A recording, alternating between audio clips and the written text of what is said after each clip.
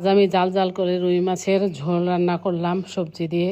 সেই মাখানো ভাত আসলে খেতে অনেক মজা। এই তো আমি বাজার থেকে কি মাছ কিনে আনলাম, আর এই বাজারটুকু আপনাদের সাথে শেয়ার করলাম।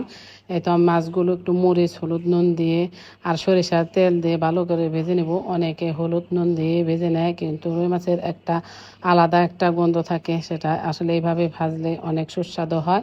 এর জন্য এভাবে আমি মাখিয়ে নিলাম, মাখিয়ে একটু রেখে তারপরে এই তো আমি প্যানে তেল দিয়ে দিলাম।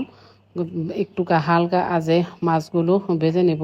ভেজে নিয়ে সবজি দিয়ে ঝোল ঝোল করে রান্না করব। আসলে আপনারা তো জানেন, গ্রামের বাড়িতে গিয়েছিলাম, অনেক দিন পর আসলাম। আসলে পোলট্রি মুরগি গোস্ত সব খেতে খেতে এখন আর ভালো লাগে না। এর জন্য নিজেই বাজারে গিয়েছিলাম। বাজারে গিয়ে এই তো আমি মাছ কিনে নিয়ে এসেছি।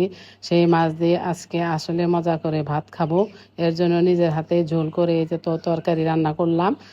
কি যে কালার দেখতে হয়েছে দেখেন, মাশাল্লাহ, অনেক খেতে অবশ্যই ভালো হবে। আমি এরপর খেয়ে আসলে আপনাদের সাথে ভিডিওতে শেয়ার করতেছি। তরকারিটা অনেক মজা হয়েছিল। এইটা দেখেন, আমি এখন ভাত খাবো। কি সুন্দর তরকারির কালার হয়েছে। আমি অনেক দিন পরে এই মাছের ঝোল দিয়ে পেট ভরে ভাত খাবো। এর জন্য ভিডিওতে আপনাদের সাথে শেয়ার করতেছি। বিসমিল্লাহ। আমি বিসমিল্লাহ বলে খাওয়া শুরু করলাম। আমার ভিডিও ভালো লাগলে লাইক কমেন্ট শেয়ার করে দেবেন। ভালো থাকবেন। আল্লাহ হাফেজ।